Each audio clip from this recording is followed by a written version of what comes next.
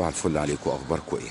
المخبز اللي هناك ده انا هعدي عليه بعد ما غيرت لبسي، وهنعمل فيه المقلب اللي احنا بنعمله كل مره عشان نقول ان لسه الدنيا بخير.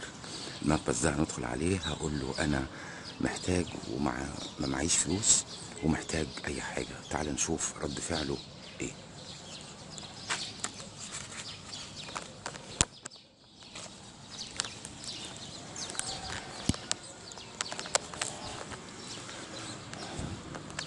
السلام عليكم. صباح الفل عليك.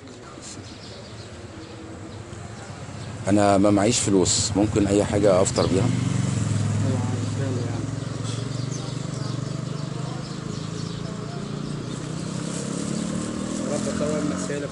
يا رب يبارك لك، ربنا يخليك، ربنا يخليك.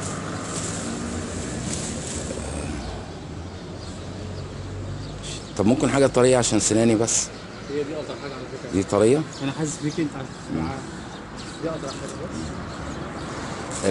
الراجل اللي قدامكم، الراجل الجميل ده، انا مش محتاج حاجه والحمد لله مستوره، ويا رب يوسع على كل الناس.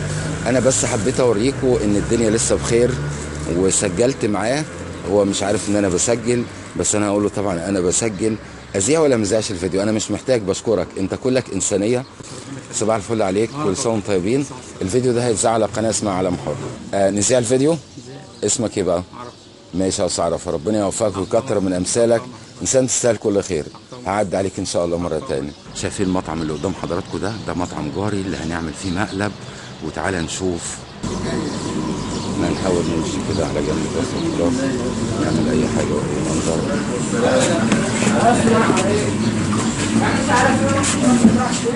السلام عليكم. صباح الخير. بقول لك عايز سندوتشين كده، انا عايز افطر، بس بقول لك انا ما معيش فلوس. ما معيش فلوس.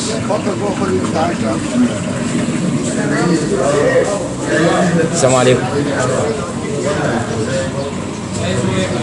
اللي تجيبهم اي حاجه. بس على فكره الراجل الجميل اللي بره ده راجل زي السكر. هو وافق ان يعمل لي سندوتشين بدون فلوس. صباح الفل يا سيف.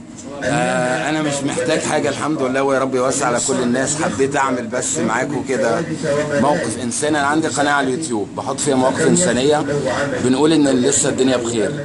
انا حاولت اخبي نفسي من صلاح لان صلاح هيشقطني على طول، فدخلت على الراجل اللي على القلايه وطلبت منه الطلب اللي قال لك عليه. قال لك ان انا يعني محتاج سندوتشين بس ما معيش فلوس. شكرا يا سيف، انت انسان محترم.